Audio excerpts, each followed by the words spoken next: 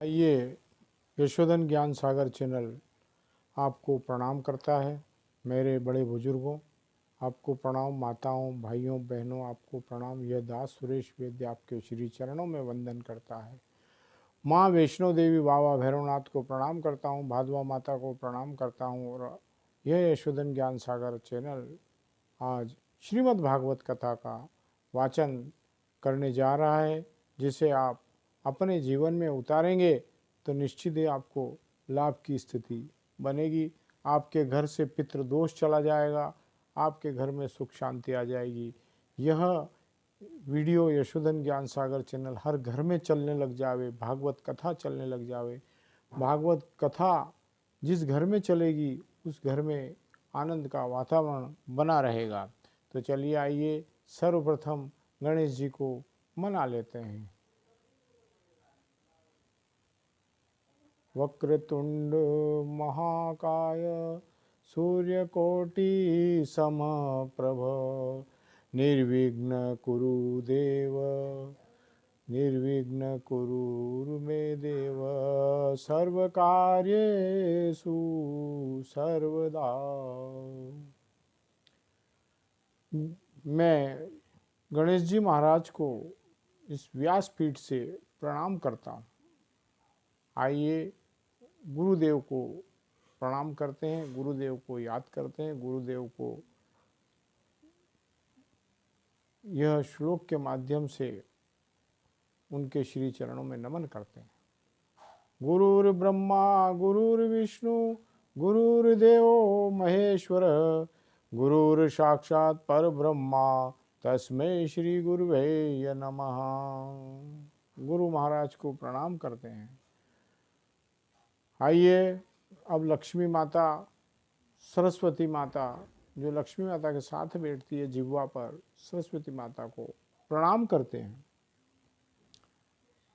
ओम सरस्वती नमो नमः, माँ सरस्वती नमो नमः, विद्यादायिनी नमो नमः, हर्षवाहिनी नमो नमः। चलिए अब भागवत कथा का वृत्तांत आपके सन्मुख प्रस्तुत करता हूँ। इसको बड़े ध्यानपूर्वक आप सुनेंगे तो आपका जीवन ही सफलता की ओर आगे बढ़ने लगेगा। तन पवित्र सेवा किए धन पवित्र कर दान, मन पवित्र हरि भजन सो होत त्रिविध कल्याण। देखिए, शरीर पवित्र होता है।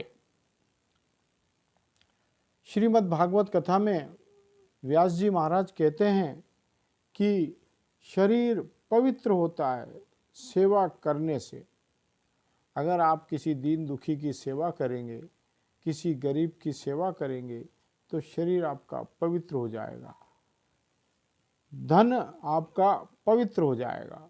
आपका जो धन है, जो आपने कमाया है, किसी भी तरीके से कमाया, वह धन भी गरीब की सेवा करने से, दीन दुखी की सेवा करने से वह धन भी पवित्र हो जाएगा। दान करने से और मन पवित्र होता है।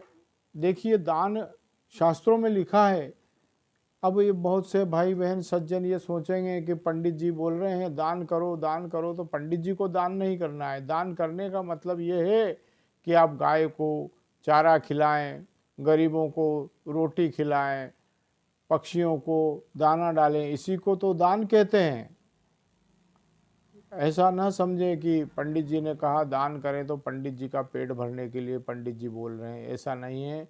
आप अपनी श्रद्धा अनुसार, अपने सामर्थ्य अनुसार कथा भागवत कराएं, वहाँ भी दान पुण्य कर सकते हैं। आप अपनी श्रद्धा अनुसार गायों को चारा गौशाला में डाल सकते हैं, अपनी श्रद्धा अनुसार पक्षियों को दाना डाल सकते हैं। इस तरीके से आपको दान करना चाहिए और गोविंद का कीर्तन करते रहे, नारायण नारायण का जाप करते रहें तो आपका जीवन बदल जाएगा। हमने कितने परिवारों में देखा। अब देखिए व्यास जी क्या कहते हैं, हमने कितने परिवारों में देखा, हम लोग कथा करने जाते हैं, व्यास जी पहले कथा करने जाते थे, उनके शिष्य भी कथा करने जाते थे। तो क्या देखा, एक जगह सेठ जी ने कहा, महाराज मेरा बेटा आपको प्रणाम कर रहा है, ये 35 वर्ष का है, लेकिन डॉक्टर बोलता है कि इसकी वृद्धि 20 वर्ष पीछे चल रही है। लेकिन डॉक्टर बोलता है कि इसकी वृद्धि 20 वर्ष पीछे चल रही, बेटा 35 वर्ष का है और बुद्धि 15 वर्ष के बालक जैसी है। तो क्या किया जाए? कई जगह देखने को मिलता है 25 वर्ष का बेटा महाराज अभी तुतला कर बोलता है, 4 नौकर इसकी सेवा में रखे हैं। मैंने सोचता हूँ ठाकुर जी, मेरे मरने के बाद इसकी देखभाल कौन करेगा? सेठ जी के घर में 25 साल का बालक तुतला करके बोलता है, तो सेठ जी को यह चिंता है कि मेरे मरने के बाद इसको कौन मुंह लगाएगा, ठाकुर जी देखभाल कौन करेगा, इसका मूल कारण क्या है? तो देखिए, अब इसका मूल कारण आपको मैं बताता हूँ। इसमें लिखा है, भागवत कथा में मन से कोई बात नहीं करता, पुराणों में जो लिखा है वही बात करता हूँ। हमने धन को केवल कमाया और जमा किया, इकट्ठा किया, धन को कमाते रहे, इकट्ठा करते रहे, दान पुण्य किया ही नहीं। जो धन है ना सज्जनों, वो आगामी पीढ़ी के बच्चों की बुद्धि को विकृत किए बिना नहीं रह सकता। जो धन आपने इकट्ठा किया है आगामी पीढ़ी को विकृत करेगा, परेशान करेगा और वो किसी के काम में नहीं आएगा। ध्यान दें, एक बहुत बड़ा कुआं है। अब देखिए, उदाहरण भी दिया है श्री व्यास जी महाराज ने। तो क्या उदाहरण दिया है?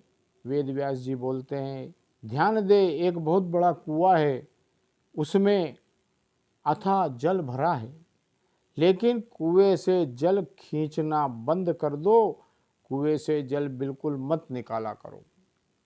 एक कुआं है, कुएं में अथाह जल भरा है, अब उस कुएं के अंदर से जल निकालना बंद कर दो और बिल्कुल उसको, कुएं को जल बिल्कुल उसमें से निकालना बंद कर दीजिए। 10 वर्ष तक कुएं के पास भी मत जाओ, पानी ऐसे ही रहने दो, और 10 वर्ष के बाद जब कुएं के पास जाएंगे ना सज्जनों, तो वह पानी पीने योग्य नहीं रहेगा, उसमें दुर्गंध आएगी और वो पानी अपने आप ही जहर बन जाएगा। 10 वर्ष पड़ा है पानी बिल्कुल इकट्ठा, उसको कुछ नहीं किया, हिलाया डुलाया नहीं, तो वह अपने आप में ही वह बदबू मारने लग जाएगा और वह पानी जहर बन जाएगा। इसी तरह धन के कमाने के बाद में उसको इकट्ठा करने से उसके संतान विकृत बुद्धि वाली होकर के उसका धन का नाश कर देगी। इसलिए मेरे बहनों भाइयों भक्तों, मेरा यही आपसे निवेदन है, आपसे यही मैं प्रार्थना करता हूँ कि अधिक से अधिक दान पुण्य में अपने धन को लगाया करें, दशवंत निकाला करें। अगर 1000 रुपये कमाते हैं तो 100 रुपये मंदिरों में दान पुण्य करें, पशु पक्षियों को दाना डालें और गौ माता को चारा डालें, इस तरीके से दान पुण्य किया करें। ऐसे ही धन को यदि हम सत्कार्यों में नहीं लगाएंगे, और अगर गोस्वामी तुलसीदास जी महाराज श्री वेद व्यास जी कहते हैं कि ऐसे ही धन को यदि हम सत्कार्य या सत्कर्मों में नहीं लगाएंगे तो धन में विकृति आ जाएगी। धन में क्या आ जाएगी? विकृति। अब विकृति कैसे आएगी देखिए आप, और वह धन गलत कार्यों में लगने लग जाएगा, या बीमारी में खर्च हो जाएगा।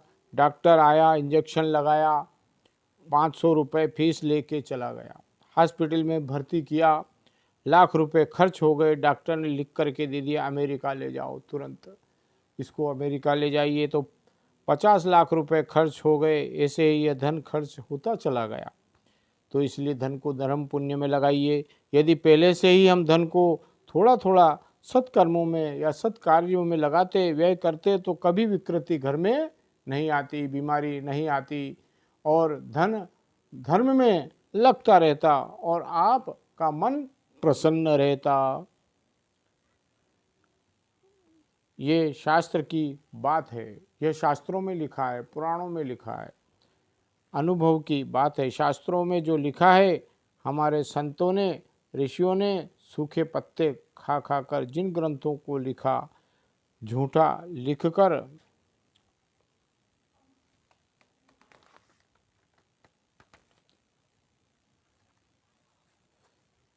लिखकर उसको उनको क्या लेना। इसलिए दान करने से धन पवित्र होता है। जहाँ शिक्षा नहीं है वहाँ धन का सहयोग करो, शिक्षा को बढ़ाओ। जहाँ नितांत विपन्नता है, भूखे मर रहे हैं, वहाँ धन के माध्यम से सहयोग करो। आप में सामर्थ्य है, गरीबों को भोजन कराओ। हमारी संस्कृति के लिए जहाँ कोई मंदिर निर्माण हो, गौशाला हो, जितना हो सके उतना दान करो। आपसे आपके सामर्थ्य अनुसार दान कीजिए। भक्तों में ये नहीं कह रहा हूँ कि आपका सब कुछ ही दान कर दीजिए। आपके सामर्थ्य अनुसार आप दान कीजिए और दान उतना ही करें जितना आपका सामर्थ्य हो। इससे धन की शुद्धि होती है। भजन करने से मन पवित्र होता है। कथा भागवत करवाएं, सुंदर कांड करवाएं, सत्यनारायण भगवान की कथा करवाएं, अपने सामर्थ्य अनुसार करवाएं। दूसरी बात मैं यह कहना चाहता हूँ, तुम राजा हो। राजा के लिए पहला कर्तव्य है अपने प्राणों की बलि लाकर भी प्रजा का शुभ। अब देखिए, पहले क्या करते थे, अपने प्राणों की बलि दे देते थे। राजा महाराजा अपने प्राणों की बलि लगा देते थे। प्रजा का शुभ चिंतन करना उनका पहला धर्म था। और राजा को कभी पाप नहीं करना चाहिए। राजा को कभी भी पाप नहीं करना चाहिए और पाप होते हुए भी नहीं देखना चाहिए। ये राजा का पूरा धर्म है। मेरी आंखों के सामने यदि पाप कर्म हो रहा है, मुझ में शक्ति नहीं है, तो आंख बंद करके वहाँ से निकल जाइए। आंख बंद कर लीजिए और यदि ताकत है तो डटकर मुकाबला करने में भी मत चूकिए। आप मेरे राजा के रहते हुए तुम ऐसा नहीं कर सकते। आंखों के सामने पाप होता देखना महापाप है। देखिए, आंखों के सामने पाप होता हुआ देखना भी वो महापाप है। तो उसको तुरंत, उस पाप को आप उसी समय समाप्त करवा दीजिए। भीष्म पितामह पांडवों को जब यह बात कह रहे थे, पांडवों के बीच खड़ी द्रौपदी हंस गई। भीष्म ने कहा, बेटी तुम हंसी क्यों। अब देखिए भीष्म ने क्या कहा कि बेटी तुम हंसी क्यों। तो भीष्म पितामह क्या कहते हैं, ये सुनिए आप। बेटी तू हंसी क्यों।